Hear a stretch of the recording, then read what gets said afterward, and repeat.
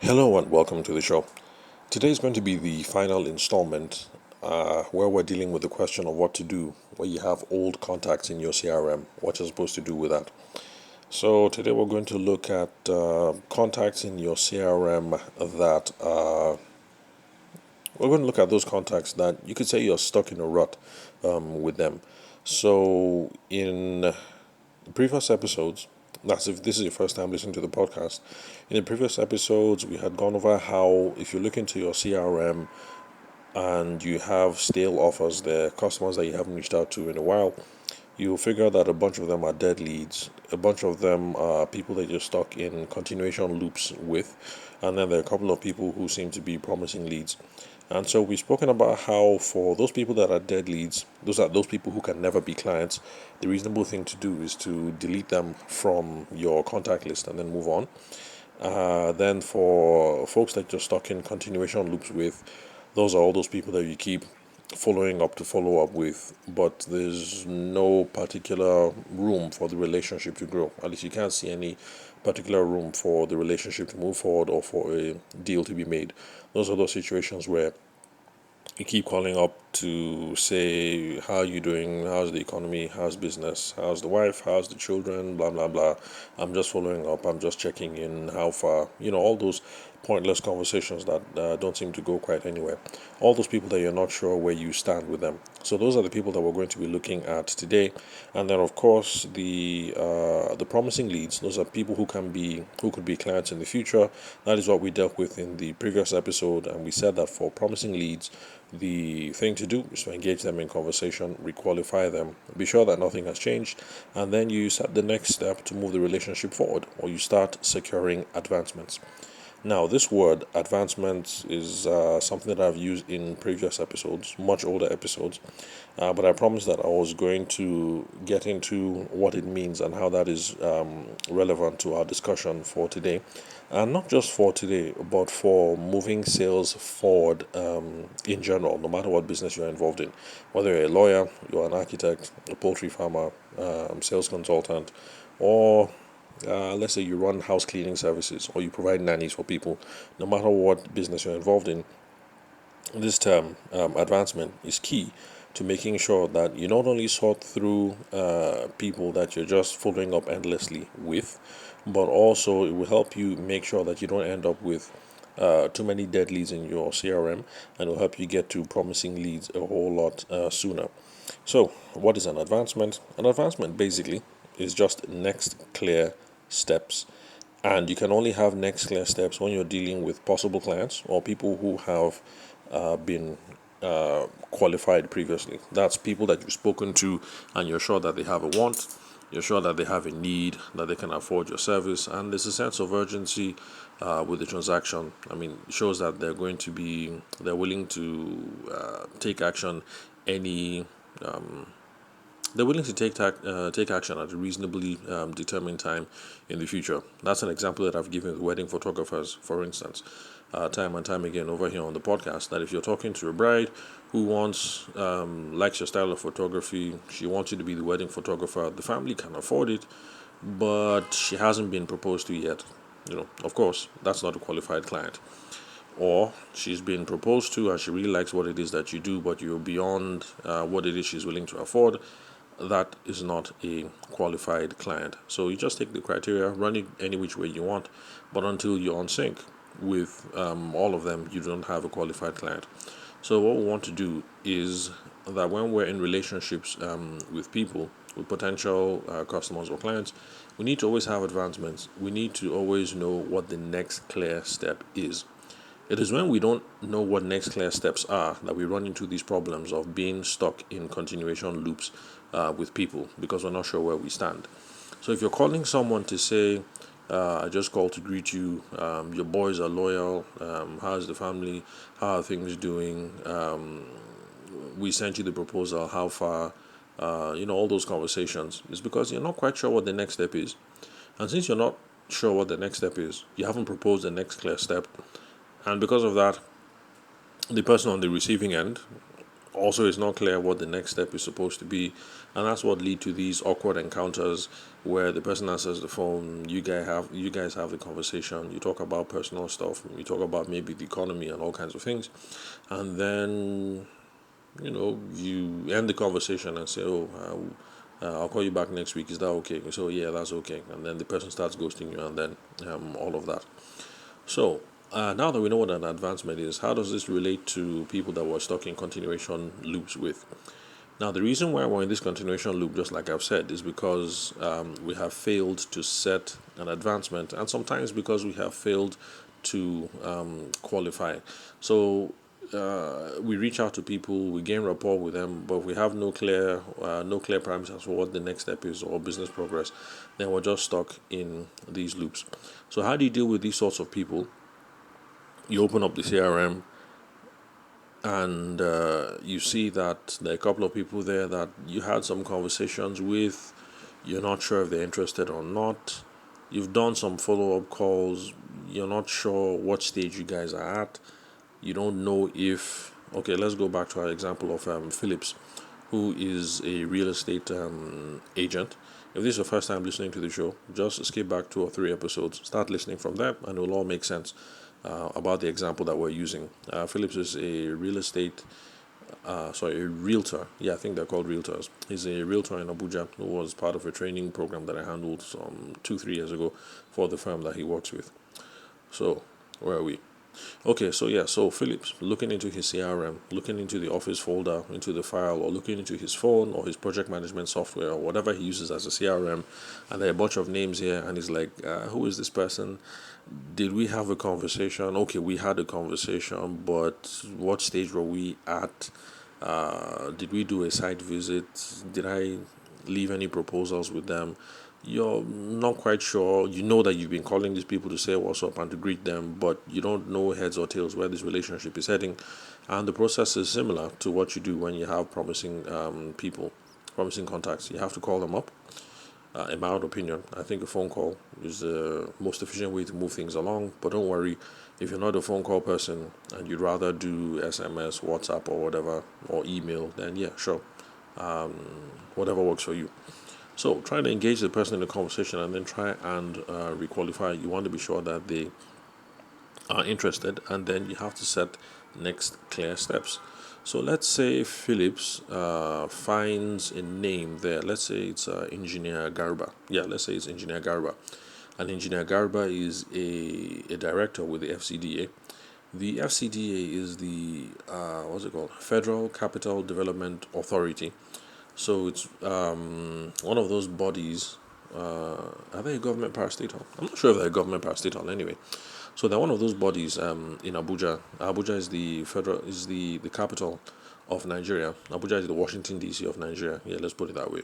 So they are the ones who are in charge of infrastructure stuff in Abuja. So houses, roads, public utilities like what's it called? The lighting that you have over the public streets, sanitation. I think they even handle drainages too, public drainages. So they do lots of the utilities, infrastructure and utilities in the city. So let's say Phillips checks the CRM and he sees that he's had a couple of conversations with Engineer Garba, who is an FCDA director. They had a bunch of good conversations. Engineer Garba admitted that he likes Phillips' style and he likes his drive, and he told Phillips, see me next week. And then Felix tried to come the week after that, wasn't able to get an audience. Maybe he put through a call, and then EJ Garba replied back, oh, sorry, I'm busy, see me next month. And he tries again, and they're not able to see. And then Engineer Garba, let's say this time he sends an email saying, oh, I'm going to be away for training. We're traveling to Oshun for a director's retreat in 2 months. So, see me in 2 months' time. And so Phillips tries to see him again in 2 months' time. But, after all the back and forth, it's understandable you lose morale, and these things happen. You open up your CRM and then you discover that, Engineer Garba said, see me in 2 months. But now 4 months has passed, 5 months have passed. You look at your CRM, You see that you visited him once in the office, you tried a couple of times, you guys weren't able to meet. Those failed attempts lasted 2 months, after which he said, see me again in 2 months, and now 4 months has passed. So basically, it's been, let's say, 9 months, 9 months or 10 months since you've been trying to do some business with engineer Gariba. So in this case, this is the kind of person that I'm talking about who you are stuck in continuation loops with. Because clearly from this scenario, you can see that we're not sure what is heads, what is tails, what is north, what is south. We don't know where it is that we're heading with Engineer Garba. So the only way to deal with these sorts of leads, like I said, requalify, set an advancement. So in this case, you were able to meet with Engineer Garba once. He doesn't answer your phone calls anymore, and now he only responds to SMS. So in this case, I guess you're constrained to try and respond through SMS. So the reasonable thing for Phillips, our realtor, to do would be to send an SMS. The normal things. Well, first of all, appropriate greeting, hail him. Okay, no, let's assume it's WhatsApp. Yeah, WhatsApp is more conversational. So in this case, instead of SMS, I'd say WhatsApp. So yeah, you reach out, greetings, some small talk about how the director's retreat was, whether they're back to the office, and whether the whole family is safe, post the elections and everything. Because right now we just finished with the presidential elections in Nigeria. That was done about a couple of weeks ago, maybe up to a month. So yeah, with that small talk out of the way, and then you get into the whole thing of requalifying. Uh, Remember, qualification is about figuring out if there's a want, if there's a need, if they can afford, and if there's any sense of urgency. So you just remind him that, sir, when I saw you a couple of months ago, my intention was to discuss development properties that we have coming up around Abuja. It was my understanding during our first meeting that you were interested and you wanted to look at some of the allotments around Maitama district of town. Is that correct? You put forward a pointed question because you're trying to figure out if this dude is interested or not.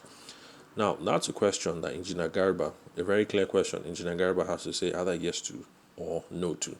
And if he says yes, he was interested, then very good. In this case, an advancement could be different things depending upon your business strategy. Maybe an advancement might be to set a meeting again at the office where you guys can look at different proposals that the firm has on different proposals that the firm has. Maybe set a meeting so that you can go to the office and look at that. Although in my own opinion, since meeting at the office has not been working, at this point I would rather just switch to the phone to see if we can have a quick chat over the phone, discuss a couple of projects going on in that area that he's interested in. And then for me, the next step would be to try and see how we can fix a site visit so he can go and have a look at the site visit. And if I can get him at that site visit, then we can start talking about what financing options are or what payment options are, about how to get him into one of those houses. So that might be the route I would take. But then these things are not cast in stone. So if you're the one handling it, you might handle things differently. But you get the point. There's a pointed question there, whether he's still interested in the development projects going on around Maitama district. He has to say either yes or he has to say either no. If he says yes, good, you try and set an advancement. If you say no, well, that's a conversation for another day. But then also be prepared. He might say, well, he never really was interested, but the thing is, you came highly recommended by his friend, and he didn't just want to turn you down. He likes it when young men are enterprising, so that's why he decided to have the meeting. So he's not interested. He wishes you best of luck in your career, blah, blah, blah, blah, blah. Those conversations do happen. But the good thing is this. If it's this latter scenario where he was never interested, he was just curious, the good thing is now you need to get him off your CRM. There's no point in saying, oh, engineer Yayade, how's the family? How is this? How is that? I'm just calling to greet you. I'm just calling to check up on you. And then you call him next month to do the same thing, and the month after that, and after that. Just get the person off your CRM. Nothing's going to happen. If he says no, it's the same thing. Get him off the CRM. There's not going to be any progress there. If he says yes, then good, you're making progress. So the thing is, either way, it's a good thing. If it's a mixed answer, or if it's a no, you now know that you have you have less stress with your CRM. You you just get them out of the system. If it's a good thing, you're making progress.